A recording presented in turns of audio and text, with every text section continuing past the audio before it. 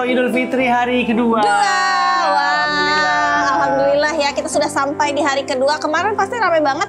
Hari ini juga pasti kedatangan keluarga kan di rumah. Iya betul. Kue kering belum habis kan pemirsa ya.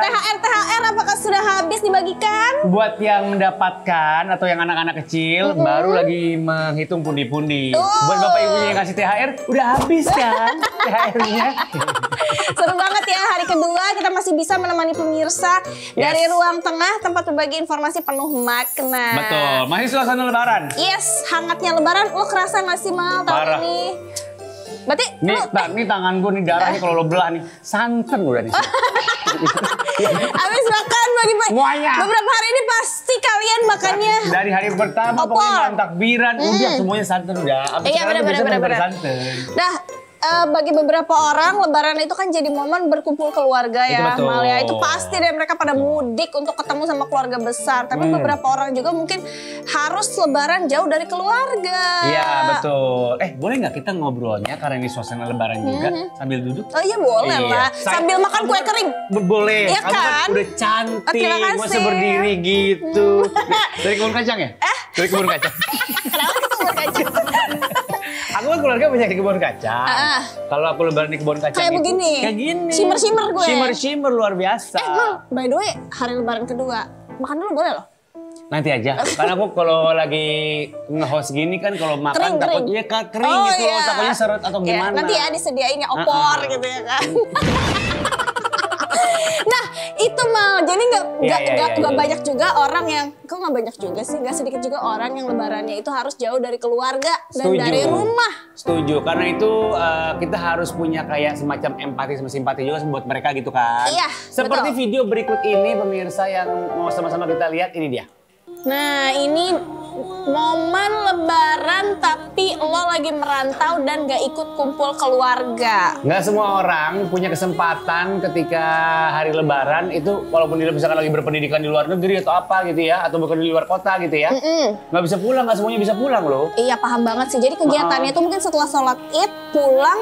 Ya udah balik lagi ke kosan misalnya. Balik ke kosan dia kegiatan keluarga orang di sosmed gitu. Iya. Karena yang bikin lebih sedih lagi adalah teman-teman kosan lu semuanya pulang. Harusnya dia ikut ke keluarga temennya. Enak aja numpang.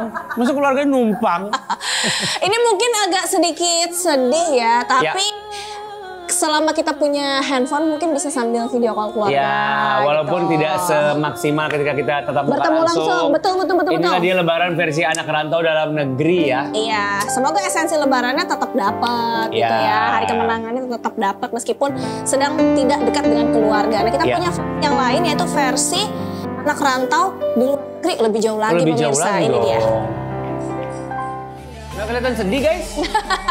Beda main tadi. Kayaknya langitnya beda banget ya. Langitnya biru banget loh itu. Meskipun di luar negeri tapi masih ada sense of Indonesianya, karena pasti ini orang-orang Indonesianya lagi pada ngumpul, pada bikin opor segala macam yang khas Indonesia ketika lebaran gitu ya. Iya, biar tetap terasa lebaran di negeri sendiri. Mungkin ada positifnya kalau lo keluar negeri gitu ya, karena komunitasnya kuat juga. Walaupun lo sendirian di sana, lo akan memiliki keluarga yang lain. Pasti. Gitu. Gue malah lebih sedia sama anak rantau yang di dalam. Yang tadi yang di kosan dia kan. Nanti gue telepon deh biar dia lebaran gue aja. Jadi sendirian. Wah, ini justru malah menurut gue pengalaman yang berbeda loh di luar negeri. Iya. Tapi tetap berasa Indonesia gitu. Walaupun nggak sama keluarga ya. Iya, tapi sama teman-teman kita atau saudara-saudara kita di luar negeri tapi sama-sama Indonesia. Yes. Gitu. Kita punya versi lainnya juga. Ini mungkin versi kita ya. Versi kita maksudnya? Lebaran versi para pencari cuan. Coba lihat video. Coba kita kayaknya di video kita berdua deh.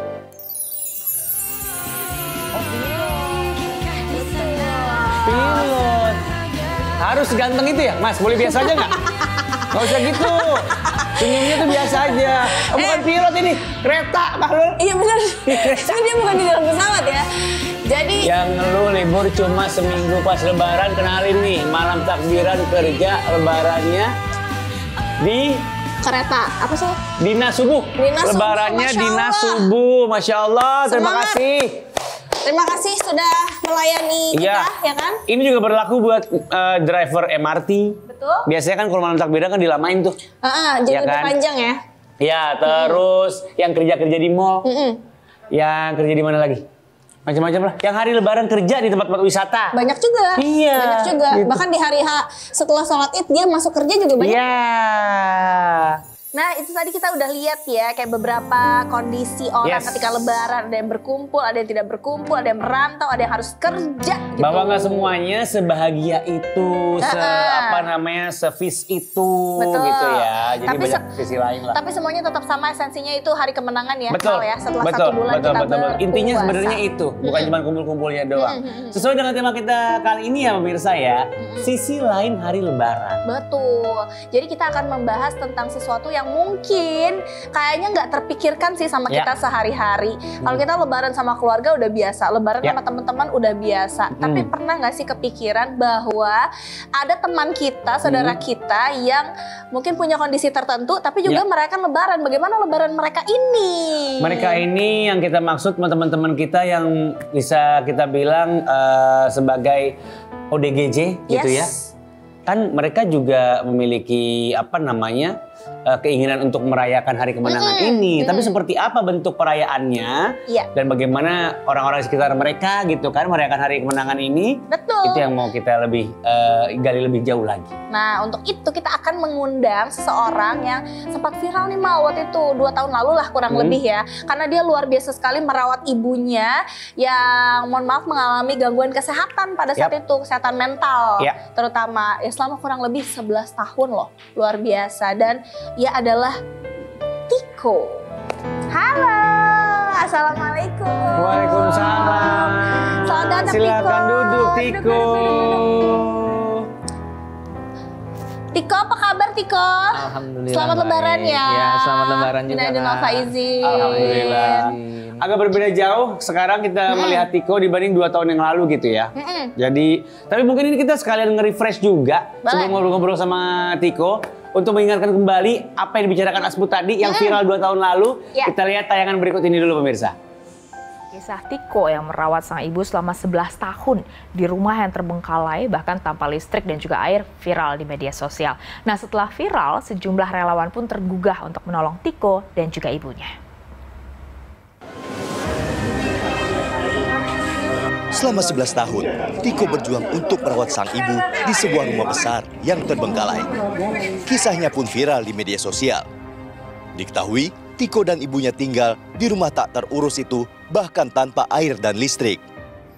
Nah itu dia pasti pemirsa juga ada inget ya, karena waktu itu viral banget. Rumahnya memang besar, tapi pada saat itu bahkan tidak ada listrik, tidak ada air ya Tiko ya? Betul. Ya, karena kondisi juga pada saat itu. Terutama kondisi keuangan lah waktu itu. Dan setelah viral kayak yang kita tahu cerita itu berhenti sebenarnya setelah viral. Kamu banyak banget alhamdulillah yang akhirnya peduli sama Tiko, banyak yang menolong juga. Tapi kita nggak tahu tuh setelah itu kondisi Tiko kayak gimana. Betul. Gitu. Karena katanya kan Tiko ini merawat ibunya sudah 11 tahun. Ya. Berarti dari kamu umur berapa itu? Aku nggak ingat umurnya sih, ya kurang lebih terakhir tuh kelas 6 SMP. Aku kelas 6? Iya. Kelas 6 atau kelas 7? SD, sorry. Kelas 6 SD. Masuk ke kelas 1 SMP. Nah mulai dari situ tuh aku udah mulai ngelihat kondisi mama semakin memburuk gitu. Tapi kamu secara mental. Berarti kamu cuma 1 orang? Satu. Anak tunggal? Semata wayang ya. Oh. Dan di rumah nggak ada siapa-siapa waktu itu? Nggak ada selain Cuman aku dan kamu mama. doang sama mama? Iya betul. Berarti kamu udah mulai sadar kayak ketika kamu kelas 6 SD tuh usia berapa ya? 12? 12. Sekitar 12 tahun ya? Iya. 12 tahun pasti kan belum terlalu ngerti gak sih? Iya, waktu itu sih emang aku sebenarnya nggak begitu paham ya. Cuman aku udah ngelihat kondisi mama mungkin ya ada gejala-gejala yang aku rasa tuh udah nggak wajar lah. Jadi halusinasinya itu mama tuh seakan ada lawan bicara di depan. Entah siapa tapi itu. Oh berarti sebenarnya proses ya? Mama nggak tahu-tahu kayak gitu? Nggak langsung brek tapi perlahan. Sampai akhirnya pada saat kemarin sebelum viral tuh udah kondisi puncaknya sebenarnya. Dan ketika 6 SD itu kamu ngeliat mama ngomong sendiri, itu kondisi di rumah tinggal kamu berdua memang? Atau ada orang lain? Tinggal berdua. Dari kelas 6 itu tinggal berdua? Iya. ART gitu mbak nggak ada? Nggak ada sama sekali. Karena memang dulu pada saat masih ada papa pun emang tinggalnya hanya bertiga. Oh gitu. Terus pas kamu lihat kayaknya mama kenapa ya? Kamu sharingnya ke siapa? Aku nggak pernah sharing sih untuk mengenai itu. Aku pendem sendiri karena aku ngerasa kayak aku malu juga sih cerita ke orang. Jadi ya udahlah, tahulah kondisi mama seperti ini. ya udah jalanin aja ke depannya gimana. Sampai akhirnya mungkin setelah kamu agak dewasa, kamu udah bisa cari tahu sendiri ya, bahwa kayaknya mama ini mengalami gangguan kejiwaan. Iya gitu. betul. Terus akhirnya dibawa ke rumah sakit sama Tiko?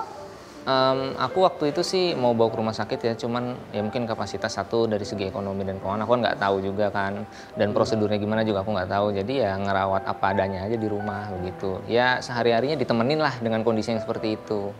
Apa adanya berarti kalau di rumah diapain aja tuh mama maksudnya? Dirawatnya dengan cara apa? Ya seperti makan, biasa kayak segala macam gitu-gitu kamu bikin sendiri? Sebenarnya sih mama bikin sendiri, karena mama kan juga punya hobi masak ya. Jadi aku yang nyari uang, mama yang ya masak tuh tetap mama, karena mama tuh nggak mau kalau aku yang masak, harus mama yang masak. Oh jadi walaupun dengan kondisi keterbatasan mama, kalau untuk masak dia masih proper banget gitu ya? Pokoknya untuk kegiatan sehari-harinya itu sebenarnya mama secara komunikasi dan aktivitas tuh masih seperti layaknya orang normal. Cuman sampai sekarang pun? Sampai sekarang. Oh gitu. Cuman memang kendalanya ya di kondisinya mama itu ya halusinasinya ini. Dan gangguan emosionalnya sih itu. Iya. Sorry, ketika kamu bilang tadi kamu yang nyari duit mama yang masak, kamu nyari duit dengan cara apa kalau boleh tahu? Waktu itu sih aku dagang gorengan, kue-kue. Di mana itu? Di komplek. Aku kan tinggal di komplek, jadi ya ke tetangga-tetangga sekitar tuh aku nawarin gitu. Nah, nggak pakai meja gitu nggak ya? Nggak kayak tajil kemarin nggak ya? Nggak, aku nentengin gitu. Dia nawar-nawarin. Dan mama yang bikin. Oh, jadi yang kamu jual dagangan hasil masakan mama sebenarnya. Betul. Udah itu aja tuh penghasilan? Sama belum lama sebelum viral tuh aku jadi security sih. Kurang lebih 4 tahun aku jadi security di komplek itu, ditawarin oleh Pak RT. Oh jadi untuk bantu juga semua kebutuhan di rumah ya? Betul. Soalnya kalau dari dagang gorengan pun sebenarnya nggak nutup. Akhirnya Pak RT ngasih aku kerjaan. Ya mungkin karena ngeliat kondisi juga seperti itu, akhirnya ya udah. Berarti kondisi rumah tanpa listrik, tanpa air tuh pas kapan? Ya nggak selama 11 tahun itu kan berarti? Sebenarnya sih kalau terhitung 11 tahun itu full, karena listrik dan air itu diputus itu semenjak papa pergi. Karena ada tunggakan dan lain-lain. Terus kamu air dari mana? Waktu itu sih air, jadi tetangga sebelah tuh ada yang punya air pump ya. Jadi minta ke situ. Kalau untuk masak, iya ngambil pakai ember. Kalau untuk mandi, ngumpulin pakai air hujan. Untuk mandi ngumpulin pakai air hujan? Iya, pakai baskom di depan. Jadi kalau hujan, ya. Kalau musim panas gimana? Ya mau nggak mau ngambil ke tetangga full itu. Semua, iya. Untuk penerangan sendiri gimana? Iya, listriknya kan nggak ada juga diputus jadi juga waktu katanya. itu tuh kondisinya pakai lampu apa sih ya yang pakai minyak gitu tuh. Kayak Petromax gitu. Petromax, tapi kan susah waktu itu mahal juga. Jadi aku pakai lilin, lebih seringnya pakai lilin. Jadi mahal juga lah kalau tiap malam pakai begituan kan? Tapi kan nggak tiap malam. Jadi cuman sekedar pas mau menjelang malam, pas udah mulai gelap-gelap. Kalau tidur mah nggak pakai sama sekali. 11 tahun kamu ngejalanin seperti itu, Tiko? Iya, kurang lebih ya. 11 tahun. Nah berarti Tiko ini bisa kita anggap sebagai, kalau ada orang yang sakit kan ada caregiver, ada yang merawatnya gitu kan. 11 tahun pasti waktunya nggak sebentar, banyak yang kamu pelajari juga kan. Apalagi ini juga pertama kamu tahu menjadi seorang caregiver itu seperti apa. Apa yang paling kamu inget saat kamu ngerawat mama kamu, yang kamu pelajari gitu? Iya, kesabaran sih. Kesabaran. Iya, karena terus terang sebenarnya ada perasaan kok bisa sih, kenapa harus mama harus seperti ini, karena mama itu bukan hanya ngomong sendiri, kadang-kadang tuh juga marah-marah tanpa ada alasan yang jelas ke aku gitu. Ya misal aku pulang dagang gorengan, pulang ya aku udah ngitung kan penghasilan dari gorengan tuh berapa, cuman mama tuh kayak kadang tiba-tiba marah, nggak terima kok cuma dapat segini gitu, padahal tuh sebenarnya udah aku hitung. Dan mama marah-marah lah ke aku. Dan mama tuh orangnya keras, jadi aku tuh sering ya digebuk pakai sapu. Ya mungkin aku mikir tuh cara ngedidik aku. Ya cuman pokoknya lebih sering marah-marah sih, lebih sering marah-marah sendiri dan marah-marah seperti pelampiasan ke aku gitu. Jadi sabar tuh ya, kunci banget ya. Kesabaran memang. Karena kamu juga nggak akan membalas apapun gitu kan, karena tahu keterbatasan mama. Iya. Ya lagi pula kan emang tinggal cuman punya mama, jadi ya nggak ada siapa-siapa lagi selain mama gitu. Pasti challenge-nya juga banyak ya untuk berhadapan dengan seseorang yang mentalnya juga nggak stabil. 11 tahun gitu. Bahkan sampai sekarang pasti ada momen, aduh gue capek banget nih gitu. Bener. Apalagi kamu sendiri, nggak ada tempat sharing, itu pasti dan nggak ada bantuan berat profesional juga, masalahnya itu. Belum pada saat itu belum kan. Jadi yang bisa nguatin kamu tuh pada saat itu apa sih? Kayak nggak, aku harus tetap ngurus ibu gitu. Bahkan kamu sampai sekarang berkeluarga pun kamu tetap tinggal sama ibu kan? Masih. Ya sebenarnya sih nggak ada. Prinsip aku cuman ya udah jalanin aja. Habis mau gimana lagi, udah jalannya seperti ini. Daripada berontak kan akhirnya alhasil nggak jelas. Jadi ya udah jalanin. Yang penting bisa makan sehari-hari, kecukupan, itu aja sih. Jadi di saat momen-momen itu muncul, pasti ada kan momen kayak gitu, kamu udah capek banget nih, kayak itu pengen ada. lepas dari ini semua gitu kan. Nah, yang bikin kamu lanjut lagi tuh apa? Ya, Ketika itu kejadian gitu maksudnya momen itu. sebenarnya sih itu kembali ke prinsipku tadi, cuman ngejalanin aja. Cuman ya memang ada niat kayak, ya ini kan aku juga lagi sekolah paket. Jadi waktu itu pada saat jadi security itu penghasilan untuk makan kan ya cukup lah untuk sehari-hari, tapi tidak untuk sekolah yang lain. Ya sekolah lah, menimba ilmu gitu. Nah kebetulan ada info dari tetangga untuk sekolah paket. Jadi niatku tuh ya sekolah, nanti nyari kerja yang lebih better, yang lebih baik. Ya tentunya nanti untuk ya rumah dengan kondisi gitu bisa lah sedikit-sedikit aku pulihin mungkin gitu. Oh berarti kamu pendidikan terakhir apa? Terakhir itu ya SMP putus, SMP, nggak tamat. Oh Jadi SMP pun nggak tamat, ya. berarti ijazah SD aja. Iya. Dan sekarang lagi ngambil paket. Sekarang sudah tahun ini lulus SMA. Iya, paket. Luar biasa. Perjalanannya luar biasa ya. Yes. Kita masih mau denger lagi dan ngobrol-ngobrol lebih dalam lagi tentunya sama Tiko. Dan kita akan menghadirkan bintang tamu lainnya. Makanya tetap di sini ya pemirsa, tetap di Ruang Tengah, tempat berbagi informasi penuh makna.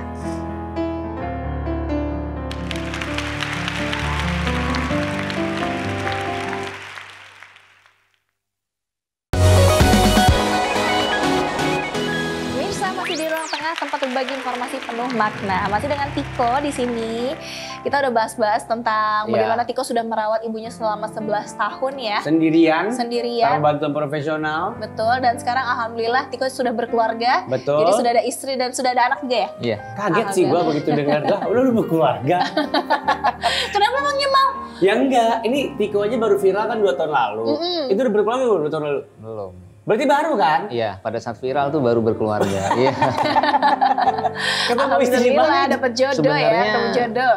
Istri itu dulu sebelum viral pun udah Sebelum apa? pacaran. Sebelum viral tuh udah pacaran. Oh, udah memang deket. Iya, udah sebenarnya. deket. Cuman Oke. ya jarak jauh karena belum pernah ketemu. Oh LDR. bro. RDR, iya. Tapi tadi kita bahas soal perpacaran ini ya. Betul, kita masih betul, pengen betul. membahas soal ibu dulu, mama dulu.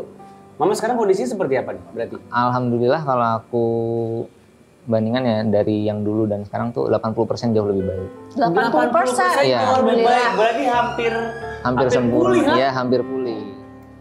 Udah dikasih apa namanya?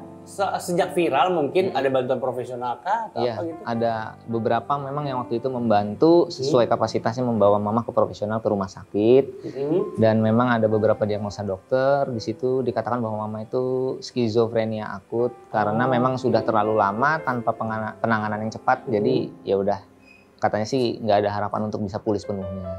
Tapi bisa ditekan emosinya dan halusinasinya ya dengan cara ditemenin ngobrol sehari-hari. Ya jangan dibiarin sendiri. Karena kalau sekalinya dia sendiri itu muncul semua bisikan-bisikan, halusinasinya itu seakan ada temannya, padahal tuh nggak ada, gitu. Berarti diusahakan banget di rumah, mama selalu punya teman ngobrol. Iya, minimal ya nggak kosong lah gitu. Iya. Tapi kalau dari kamu sendiri, yang kamu paling lihat gitu perubahan-perubahan baik dari ibu tuh apa aja? Emosionalnya sih, karena dulu sebelum viral tuh mama bener-bener marah-marah terus kan. Bahkan saking pada saat awal viral waktu itu kan konten kreator yang memviralkan aku kan sampai dilempar batu tuh. Iya, memang bener-bener mama tuh bener-bener memusuhi semua orang. Kecuali Tiko. Tiko juga kadang Dapet kalau juga. lagi kena juga. Tadi bilang sempet pakai sapu, Iya. segala macem. Cuman sekarang sudah bener-bener kalau aku bilang sih emosinya standarnya orang normal lah. Iya. Sudah lebih terkontrol gitu ya? Iya, lebih terkontrol walaupun memang kadang ada masa-masanya, terutama malam itu marah-marah sendiri sih, nggak ke orang gitu. Berarti mama tidur harus temenin juga dong? Nggak kalau tidur sih nggak harus ditemenin.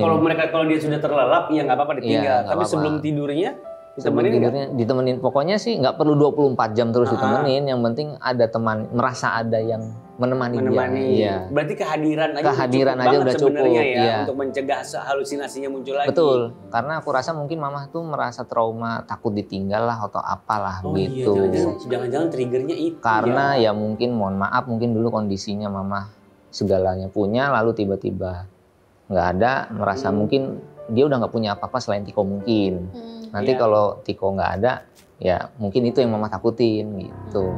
Iya sih, kalau ditelusuri ke belakang gitu ya, udah terlalu banyak pengalaman hidup mama juga yang betul. Mungkin jadi pelajaran banget buat mama gitu.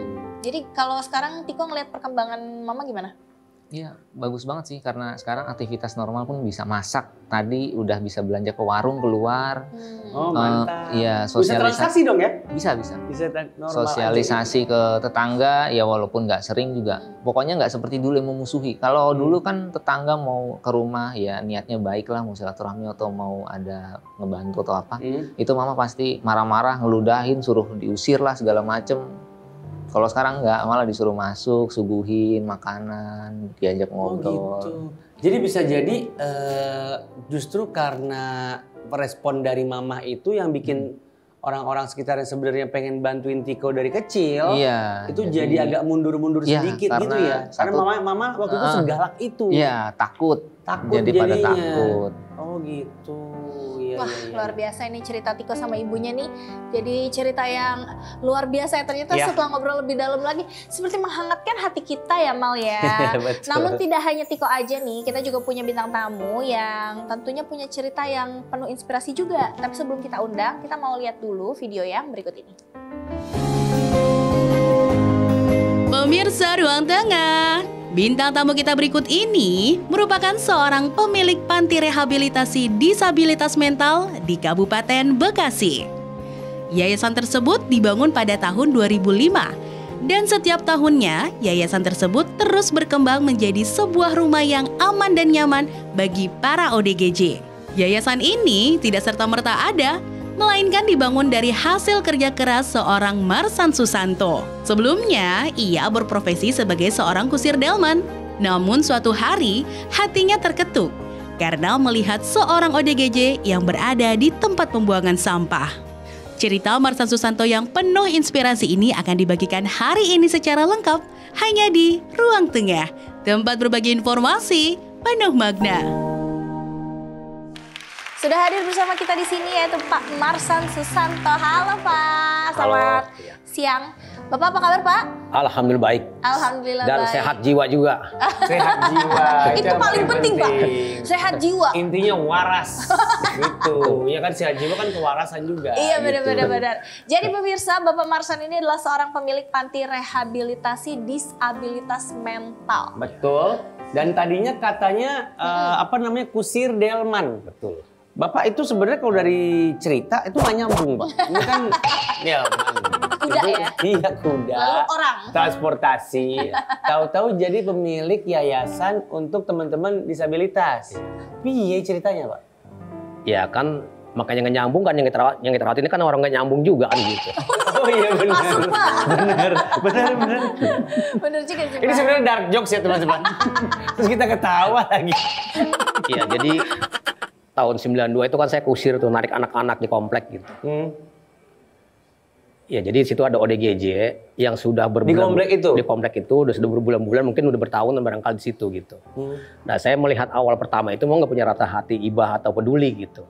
Nah pas melihat yang kedua kalinya di lain hari itu, nah mereka ini sedang makan di kantong plastik yang begitu banyak lalat gitu.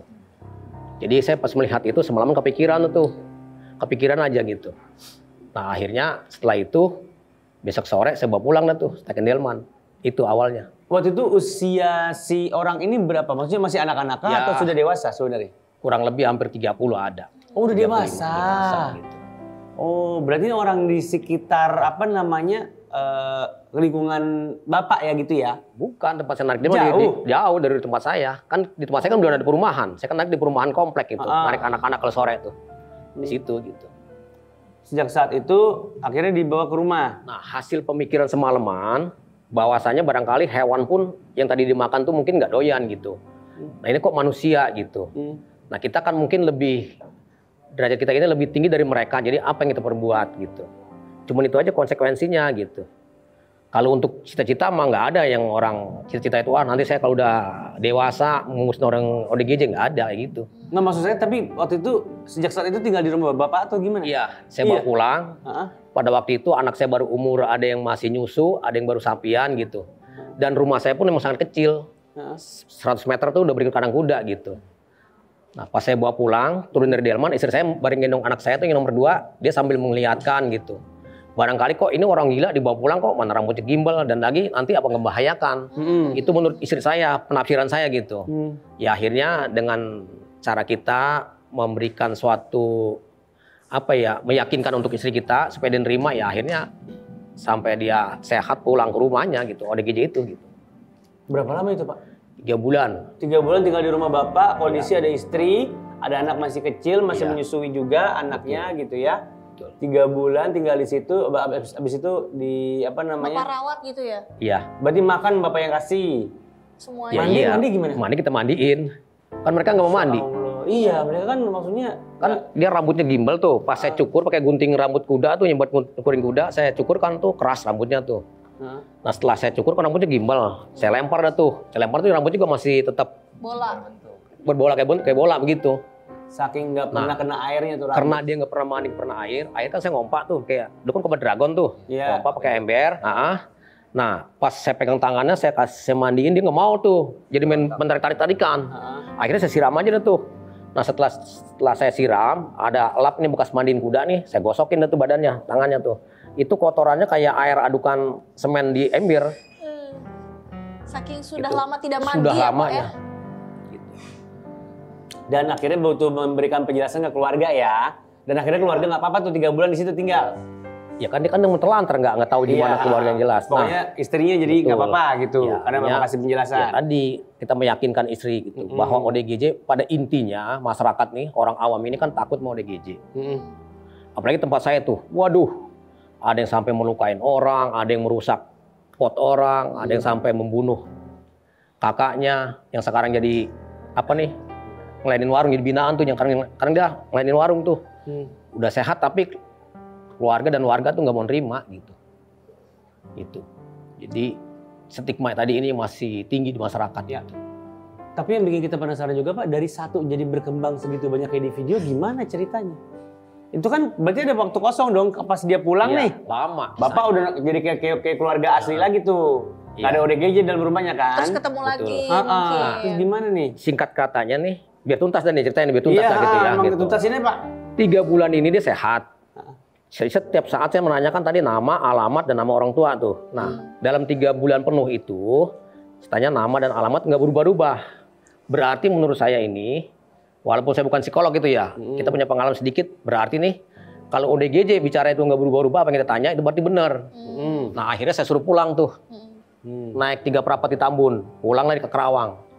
Setelah pulang, dapat 3 hari, datang dia ke tempat saya sama bapak dan ibunya. Nah datang ke tempat saya, jarak 10 meter, si Rudi ini kan namanya Rudi tuh.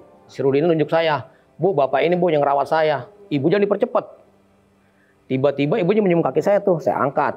Nah begitu saya angkat, ibunya meluk saya, dapat beberapa detik, ibunya bicara dah tuh. Pak ini anak saya, nggak dibilang begini Pak, saya mengucapkan ribuan terima kasih yang sebesar-besarnya. Ini anak saya Pak, udah saya sedekahkan, udah saya tahlilkan, saya menganggap meninggal, kata ibunya nih. Terus saya balik tanya, memang berapa lama Bu pergi dari rumahnya atau hilangnya? Kurang lebih Pak, hampir 5 tahun. Allahu Akbar. Nah disitulah dasar awalnya, sekarang ini ada 400 sekian. Awal tadi tuh, 1 orang tadi itu. Yang membuat Yayasan Al-Fajar ini berdiri. Itu. Masya Allah. Banyak hal yang kita nggak tahu dari cerita setiap orang berarti ya. Jadi kisah dibaliknya juga luar biasa banget ya Pak ya. Sampai akhirnya menjadi penggerak untuk Bapak membuat Yayasan Fajar Al-Berseri ini Pak. Ya jadi kita ada timbul rasa cinta dengan ODGJ gitu ya. Mungkin di luar sana itu ODGJ itu ada yang dipasung. Ada yang sampai dibuang oleh keluarganya. Saya mengalami dapat seperti itu gitu. Berarti sekarang total ada berapa Pak? Sekarang ada 400 lebih. 400 lebih? Nah, sama lansia tuh. Ada lansia Lansia juga. ada lansia 6. Tapi bukan ODGJ? Ya, ODGJ. ODGJ juga? Iya. Oh, dari berbagai umur berarti itu ada di rumah Bapak? Paling tinggi tuh umur 74 sampai usia 11 tahun. Paling kecil 11 ada yang tahun. paling kecil 11 tahun. Kurang lebih sudah berapa tahun Pak berarti ini yayasannya? Ya mungkin Mbak belum lahir kali ya, tahun 92. Oh 92 Mas itu belum lahir ya? Mas kalau Saya pikir 92 sudah. Lahir udah. Mungkin masih TK belum lahir ya. Iya, Iya, masih itu. kecil banget pokoknya. Masih naik delman apa? Naik delman saya tuh paling mungkin. Kan saya anak-anak kecil kan kayak gitu. Iya, dulu sih banyak di dalam Itu. jujurnya. Tapi Pak ada kesulitan nggak sih Pak? Apalagi sekarang udah 400. Menghandle satu aja mungkin nggak semua orang bisa gitu. Kesulitan sih banyak Mbak gitu. Saya pernah di demo Sama siapa? sama warga sekitar situ. Oh, gara-gara dianggap dalam tanda kutip meresahkan gitu. Ya udah pasti. Ya ODGJ ini kan jangankan artinya orang lain ya, keluarga sendiri aja tuh nggak mau ngurus. Iya. Makanya super biasa nih, luar biasa gitu. Di tempat saya tuh ada dibuang tuh sama anaknya tuh ODGJ, ibu-ibu tuh, stroke ditinggal aja di jalanan. Ya, anaknya ada nggak mau ngurus. Makanya ini sangat luar biasa Mas Tiko ini.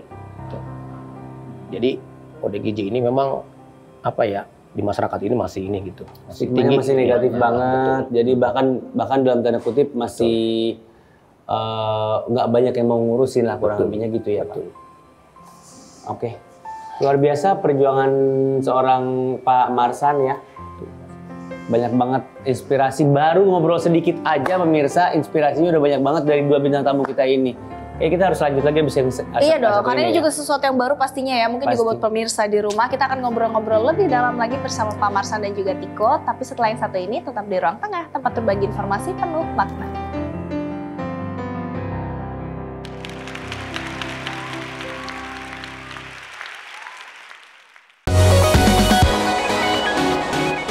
Nah pemirsa, sebelumnya kita udah mendengar motivasi dari Pak Marsan membangun yayasan untuk membantu para ODGJ. Nah sekarang kita pengen tahu kegiatan-kegiatan apa aja yang ada di Yayasan Fajar Al-Berseri. Nih salah satu kegiatannya, kita lihat di video berikut ini.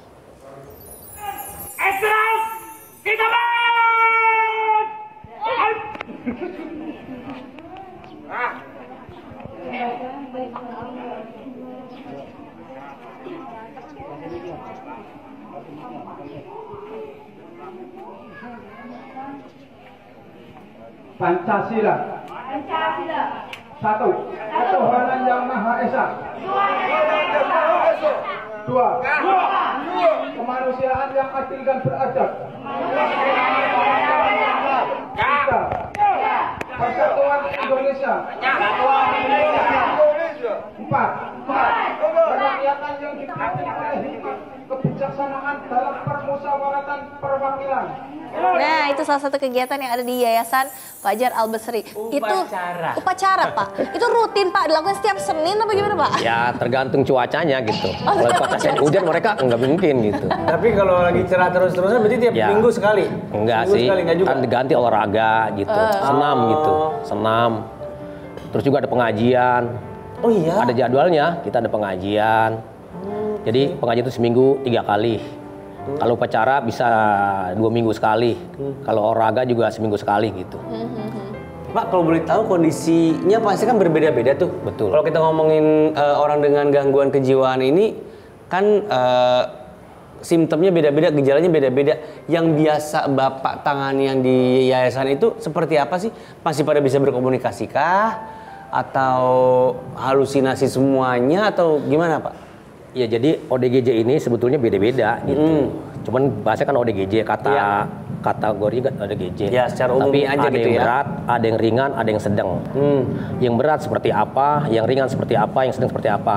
Dan kita juga memperlakukan mereka cara perawatannya, cara penempatannya beda-beda gitu. Kalau yang berat seperti apa? Kali berat tadi, Yang Bapak tangani? jadi ODGJ berat ini adalah ODGJ yang pasif.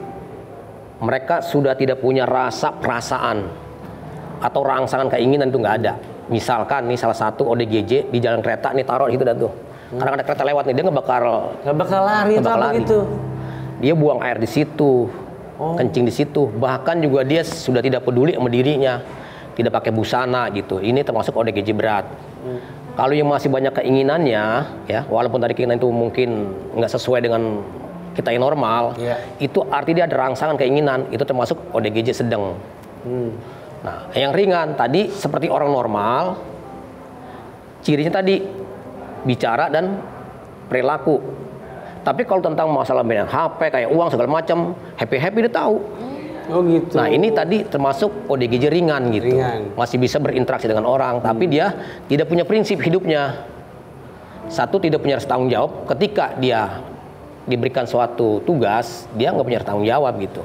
Ya. Nah ini termasuk ODGJ yang ringan gitu. Intinya masih punya nafsu buat ngapa-ngapain, Iya. masih tahu duit, Masih tahu happy juga, masih gitu bisa lah menggunakan media sosial segala macam, masih ngerti. ya. Ya. Tapi yang dilakukan yayasan ada nggak untuk kesembuhan mereka atau apa gitu? Misalnya Aktivitasnya gitu. aktivitasnya, entah pengobatannya gitu. Kalau aktivitas, pokoknya kita kan sudah nggak pakai obat tuh. Saya nggak pakai obat sama sekali, nggak pakai obat penenang, obat tidur, obat untuk Nggak ada, pokoknya nampung aja, Ya. kasih kehidupan aja. Ya, tapi situ kita bina, sesuai dengan apa ya kemampuan mereka masing-masing gitu. Kan di situ ada dokter yang stres, ada bidan, ada guru bahasa Inggris. Apa nih Pak? Maksudnya Itu yang saya bina di situ binaan. teman-teman yang dengan gangguan kejiwaannya? Iya. Ada yang dokter stres, ada bidan. Ada bidan, ada psikolog, ya, ada guru bahasa Inggris.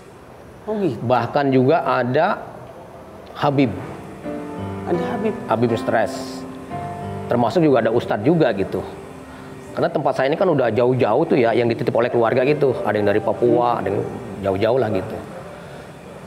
Ya jadi setiap manusia itu menurut saya punya potensi untuk mengalami stres. Gitu.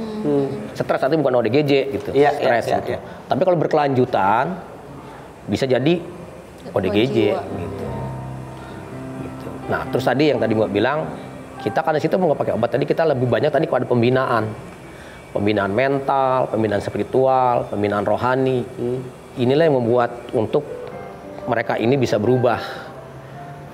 Artinya tadi bisa beraktivitas dengan positif gitu.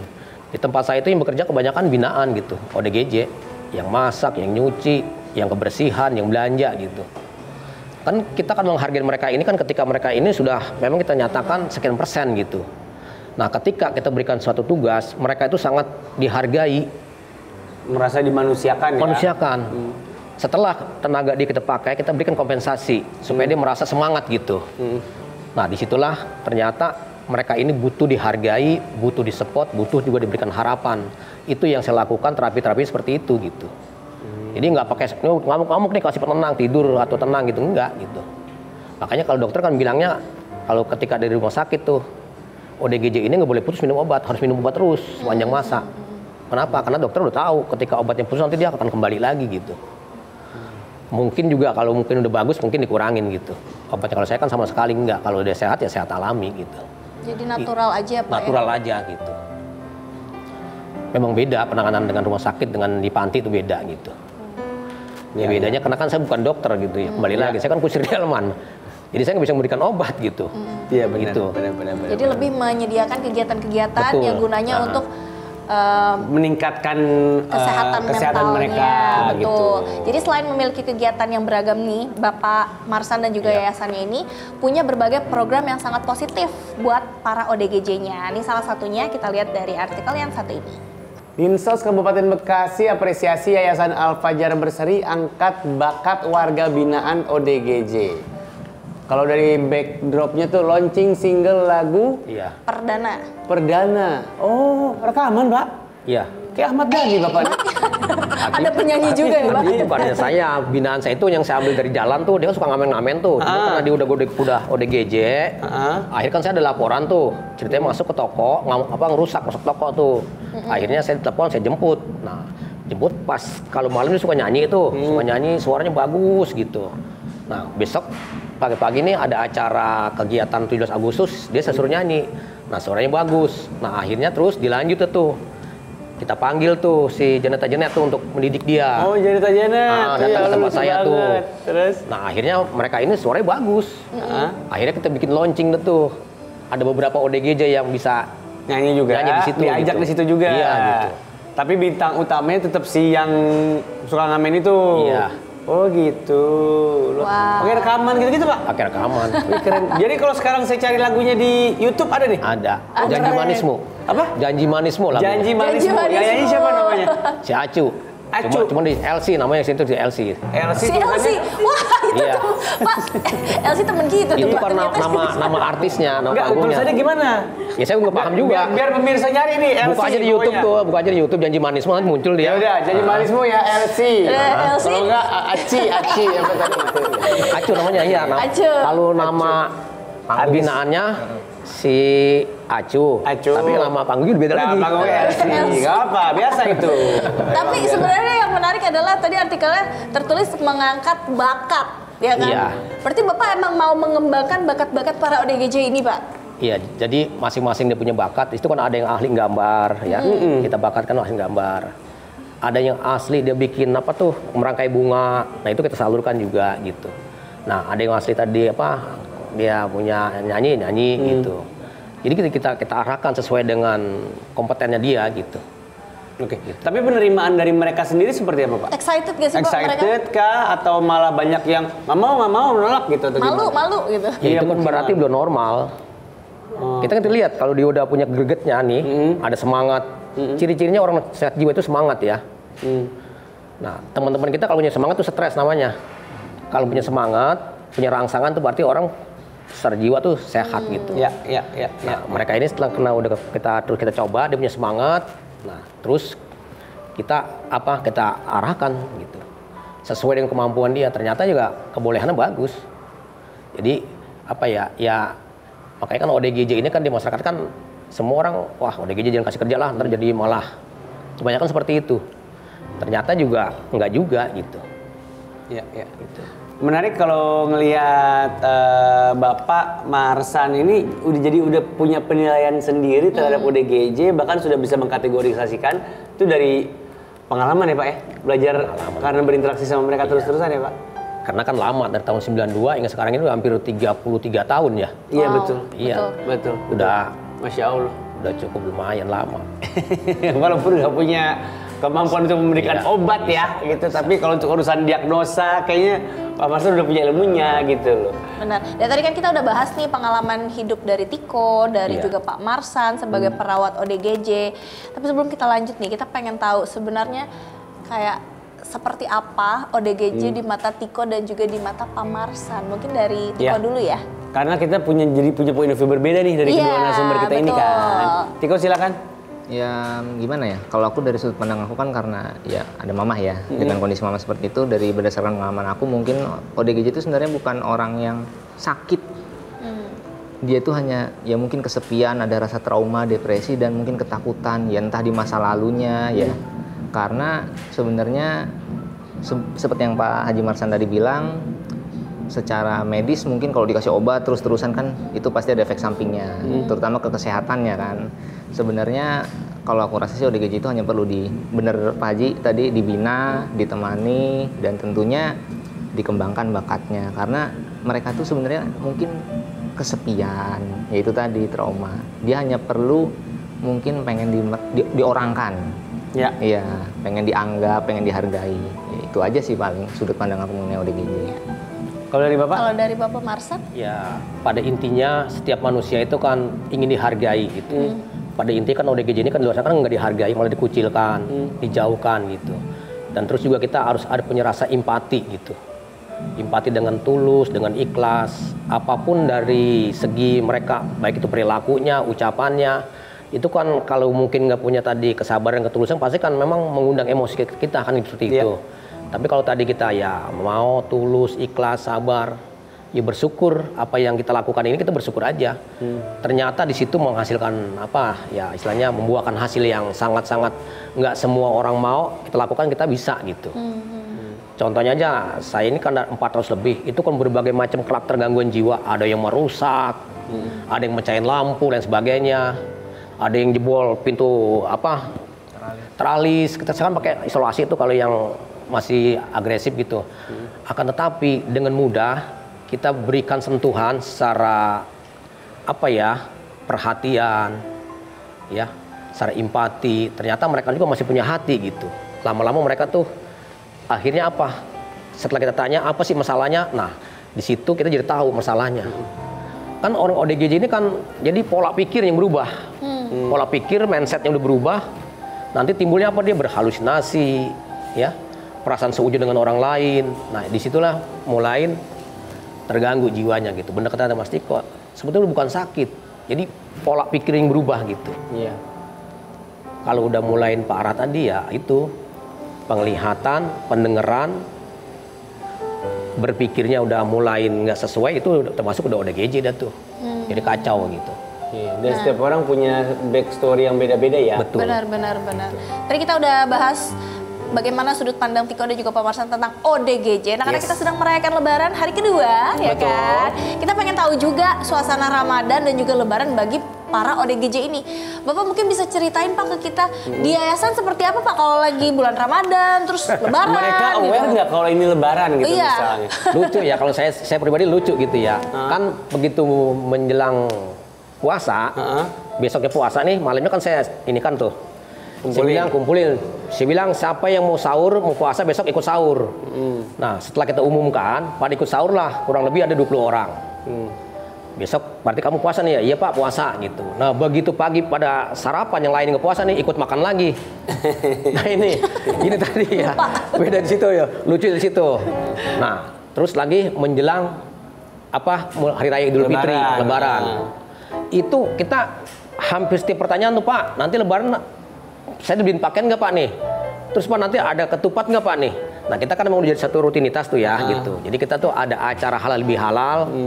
Nah terus ada juga buka bersama. Nah jadi ODGJ ini sebetulnya pada intinya sama dengan kita gitu. Dia ikut merayakan suasana hari yang berbeda gitu. Atau bahkan tahu baju baru gitu-gitu ya. Baju baru gitu. Ketupat juga. Gitu. Termasuk Pak nanti bikin ketupat nggak? Ya insya Allah nanti bikin lah gitu. Ya di situ artinya ODGJ ini bukan berarti ODGJ itu nggak tahu segalanya. Ya sama lah dengan kita. Mungkin kalau kita ini mungkin ya istilahnya beda dengan mereka, tapi pada inti sama gitu. Berarti kalau suasana kayak Lebaran hari pertama, hari kedua gitu di yayasan kegiatannya apa gitu kesibukannya? Ya, sholat Id pasti. Sholat Id pasti, tapi nggak semuanya gitu. Kalau kita semuanya nanti waduh kita repot dah tuh. Bukan sholat pada berkeliaran kemana-mana gitu. Oke, terus apa lagi Pak? Nah, setelah sholat itu ngapain biasanya? Terus halal bihalal itu. Saya barisin tuh antri baris. Yang punya salah tidak punya salah gitu. Ya kita momen itu artinya memberitahu bahwa ini adalah hari-hari besar gitu. Nah, jadi setiap hari-hari besar tuh saya rayakan kayak 17 Agustus gitu ya gitu. Ya. Ada yang sama ke lingkungan sekitar kah? Kalau untuk mungkin lingkungan, ada yang datang atau apa kalau gitu, untuk kalau lingkungan lagi ada yang bertamu nggak biasanya? Iya, kalau untuk lingkungan nggak ada sih. Biasanya kalau bisa Lebaran itu banyak anak-anak komunitas gitu ya. Dia ingin mengajakkan acara untuk halal bihalal dengan ODGJ gitu. Tapi kalau untuk warga sekitar saya tuh nggak ada yang datang Pak, saya mau Lebaran mau ODGJ, nggak ada. Malah orang-orang jauh kebanyakan ya? Ya nggak. Pokoknya mereka itu ya sedikit agak asing lah gitu ya gitu. Kalau Tiko gimana Tiko? Iya, Tiko Lebaran gimana? Kalau yang terakhir sama 11 tahun itu sih nggak ada apa-apa ya, monoton aja begitu aja. Maaf Tiko, kayaknya kita akan dengar jawaban Tiko setelah yang satu ini. Tiko silakan siapkan dulu jawabannya ya. Kita akan ngobrol lagi sama Tiko dan gimana Tiko dan juga mamahnya Lebaran seperti apa. Tapi setelah yang satu ini ya, tetap di Ruang Tengah, tempat berbagi informasi penuh makna.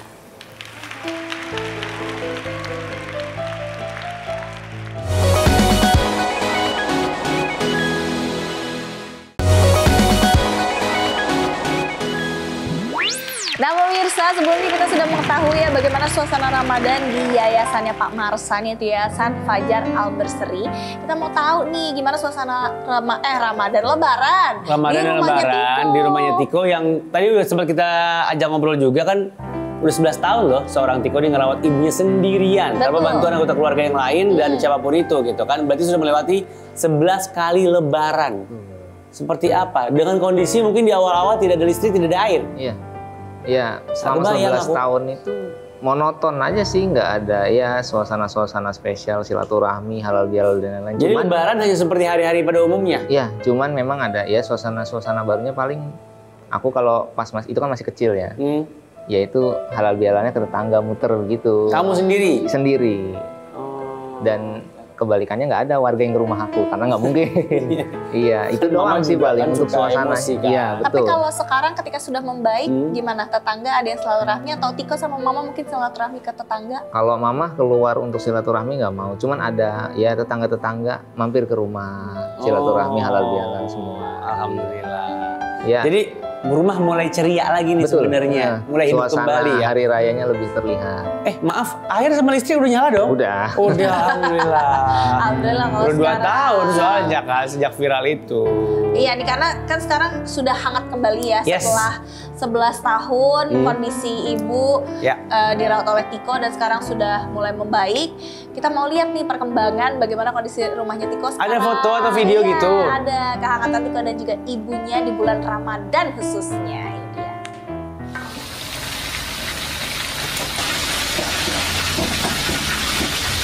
Apa udah hancur?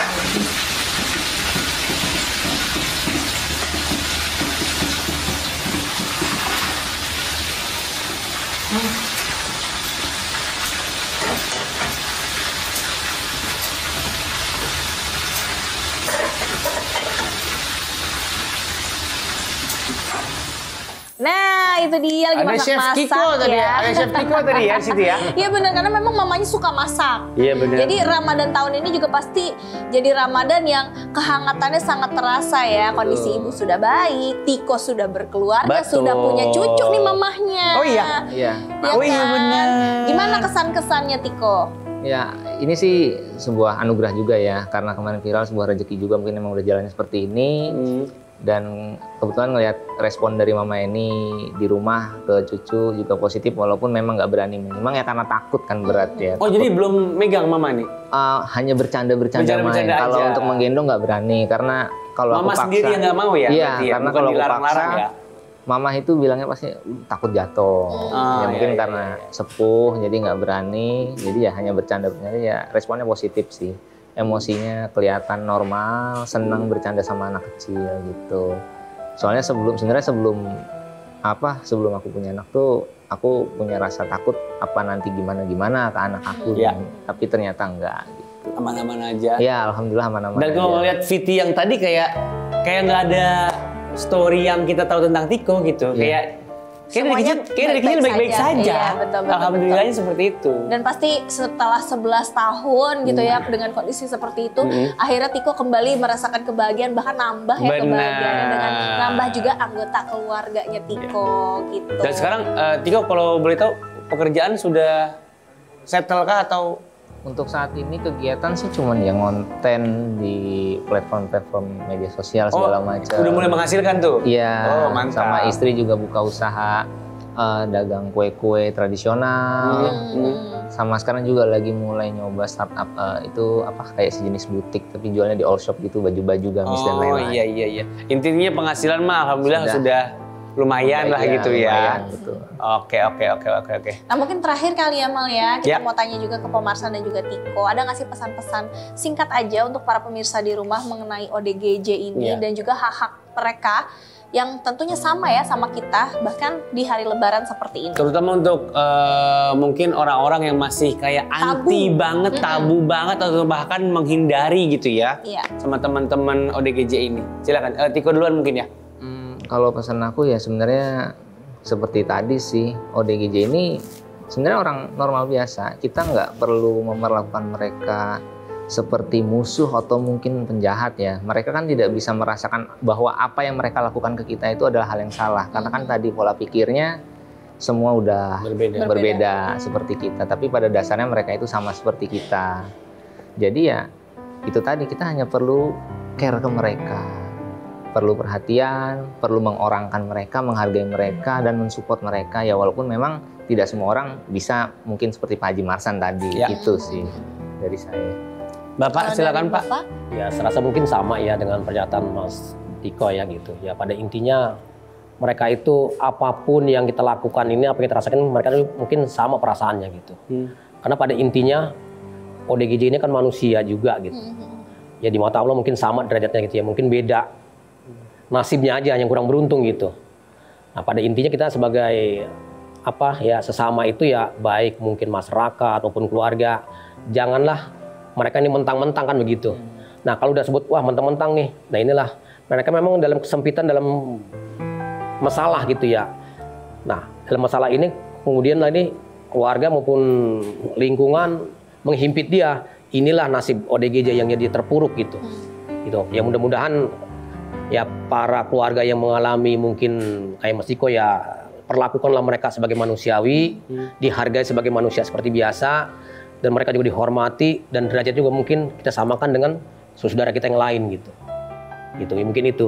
Kalaupun tidak mau merawat, mungkin lebih baik cari tempat-tempat yang bisa menerima teman-teman itu seperti tempatnya Pak Marsan ya. Iya, ya kan banyak ya. Kan banyak tuh. Banyak ya gitu. Tempat Pak Marsan doang kan ya. Banyak lah gitu. Setiap daerah pasti ada panti. Jangan ditelantarkan. Lakukanlah manusiawi.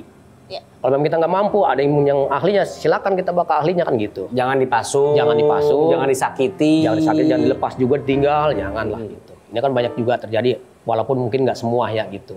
Tapi adalah beberapa orang seperti itu gitu. Itu mungkin itu. Terima kasih banyak, Mas Diko, Pak Marsan, luar biasa. Semoga di Lebaran, waktu suasana Lebaran ini bisa benar-benar menginspirasi kita semua bahwa kita jadi punya point of view atau sisi lain dari hari Lebaran ya. Betul, bahwa hari Lebaran itu tidak hanya untuk kita, tapi untuk semuanya termasuk para ODGJ ya Pak Marsan ya. Jadi kita juga mengucapkan terima kasih untuk pemirsa, kita juga ucapkan selamat Lebaran, silahkan silaturahmi sama keluarga. Kita akan ketemu lagi di episode selanjutnya. Di Ruang Tengah. Tempat berbagi informasi. Aduh, makna. Selamat Lebaran. Selamat bertamu-tamu kembali. Selamat happy lagi. Terima kasih banyak Diko. Diko makasih ya. Pak Marsan terima kasih ya. Sekarang berlebaran gayanya sudah beda. Rakyat pulang kampung pakaiannya serba indah. Naik mobil, naik motor, bis atau kereta. Naik kapal atau pesawat jika jauh jaraknya. Asal jangan jalan kaki pakai sepatu terompe. Kakinya pada lecet babat telur kerah. Bila airin walau ini, maafkan lahir dan hati. Selamat para pemimpin, rakyat apapun terjadi. Itu opor ayam jangan dihabisi. Jadikanlah Lebaran awal yang baru lagi. Dulu